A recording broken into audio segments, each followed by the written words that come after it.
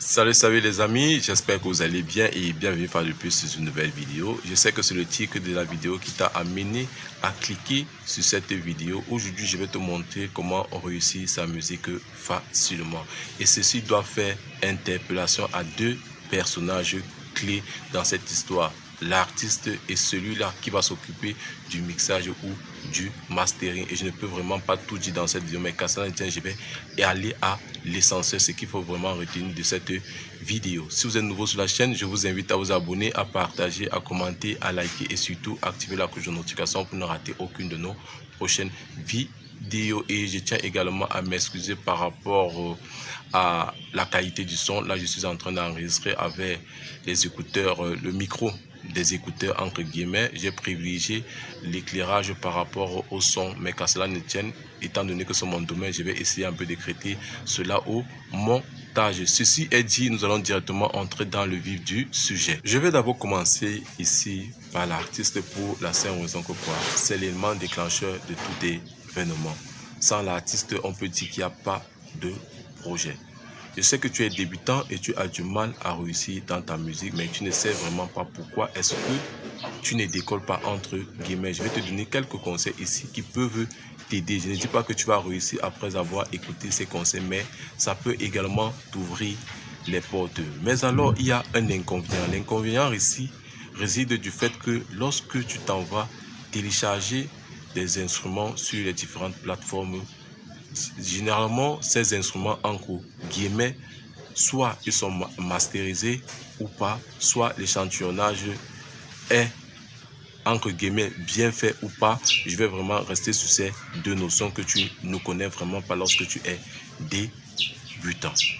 Parce que quoi, lorsque tu télécharges cette prod, tu n'auras jamais un bon résultat.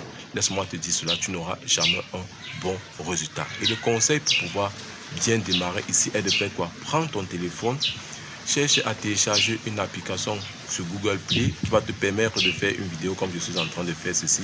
Avec tes simples écouteurs, tu lances la prod et tu fais un freestyle.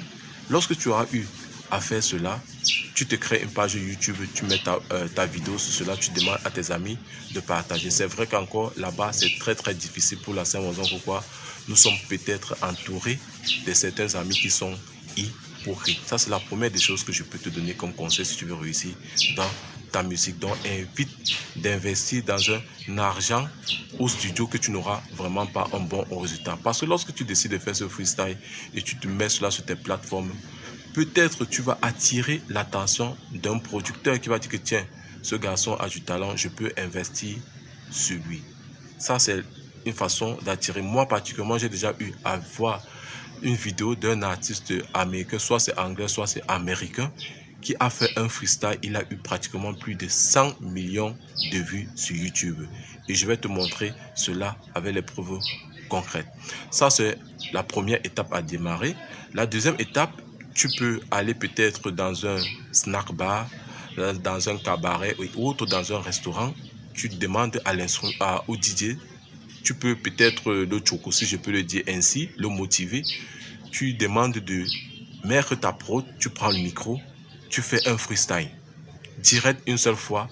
S'il y a quelqu'un qui est intéressé par le style de ta musique, ça dépend bien évidemment du contexte. C'est qu'il y a des endroits qui sont vraiment chics, qui demandent des musiques qui sont vraiment posées, relaxantes. Il y a des endroits qui demandent beaucoup de l'ambiance. Donc ça va dépendre de ton timing de la chose.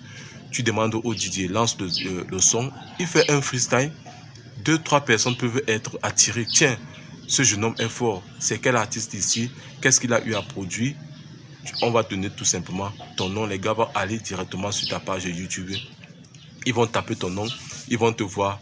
Ils vont voir que tu as eu à faire pas mal de freestyle. Ça va les taper à l'œil. C'est comme ça que ta musique va prendre feu. Et c'est comme ça que tu peux réussir facilement ta musique. Ça, c'est mes petits conseils en ce qui concerne l'artiste. En ce qui concerne maintenant celui-là qui va mixer ou masteriser la prod.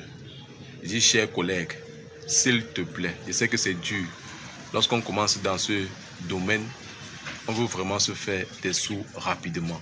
Moi particulièrement, je peux dire que je suis tombé sur ce piège-là. Je n'avais vraiment pas la bonne méthode et je vais te montrer la bonne méthode ici pour pouvoir t'en sortir. Mais qu'à cela ne tienne, lorsqu'un artiste vient dans ton studio et qu'il a ce genre de projet à ta disposition, évite de le faire puisque ça va nuire à ta réputation.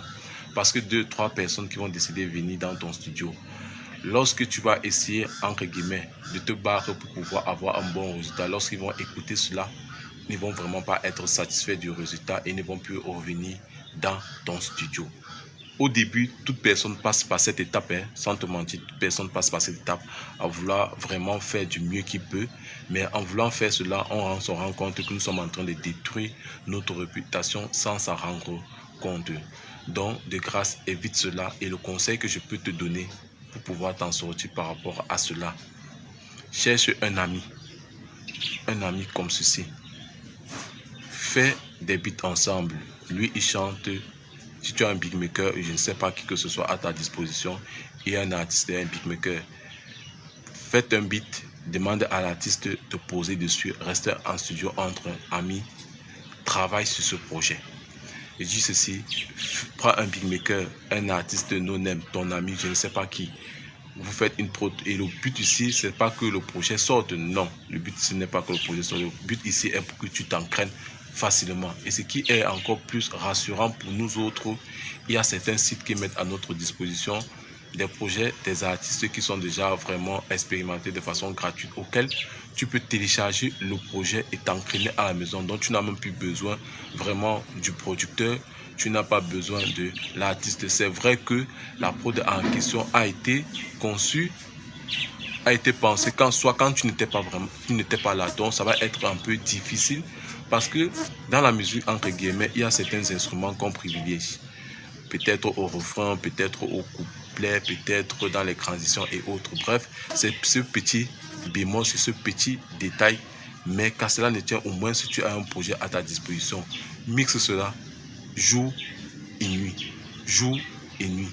Fais-toi un bon programme. Établis-toi un bon programme. Quand je parle de jour et nuit ici, ça ne sert à rien de travailler H24. Fais-toi un bon emploi de temps. Décide de travailler 3 jours par semaine. Tu mets lundi, mercredi ou vendredi. Les autres temps, je ne sais pas ce que tu fais dans la vie, mais trouve-toi au moins un espace de temps bien différencié. Pour la simple raison que quoi, ça te permet d'avoir une oreille vraiment fraîche lorsque tu décides de mixer un projet. Parce que au fur et à mesure que tu travailles, ton information accumule ces informations et ton cerveau peut trouver, tes oreilles entre guillemets, peut trouver que tu es en train de faire un bon taf alors que tu es en train de tout gâter un projet parce que dans cette raison pourquoi tu n'as pas eu un temps de repos, si je peux le dire ainsi. Lundi, mercredi, vendredi, et sur cela, prends-toi peut-être 4 heures de temps maximum par jour, 4 heures de temps maximum par jour, et tu verras le résultat en un mois. Je dis ceci et tu verras le résultat en un mois. Ça, c'est mon petit conseil pour ceux-là qui veulent débuter dans la production musicale et qui veulent vraiment réussir. Moi, particulièrement, je ne peux pas dire que j'ai atteint le summum de la chose, mais qu'à cela ne tient jamais, j'ai déjà quelques bases pour ne plus tomber sur ce genre de piège. Et c'est comme ça que moi, particulièrement, je fonctionne. Lorsque je n'ai pas de projet à ma disposition, je les télécharge et je travaille sur cela jour et nuit et constamment. Ou alors je demande à un artiste, comme je l'ai récemment fait sur l'une de mes prochaines vidéos, lorsque nous avons invité un artiste en studio. En fait, c'est un ami, il avait le beatmaker, il a posé dessus et là présentement je suis en train de travailler sur ce projet au calme. Je n'ai vraiment pas de pression, même si ça ne sort pas, mais au moins j'ai un projet à ma disposition et ayez des amis qui vont vous aider à vous critiquer. Lorsque c'est pas bien, il vous dit que c'est pas bien. Ça, c'est le plus gros secret pour pouvoir avancer, parce qu'il y a certaines personnes qui disent que c'est bien alors que ce n'est vraiment pas bien.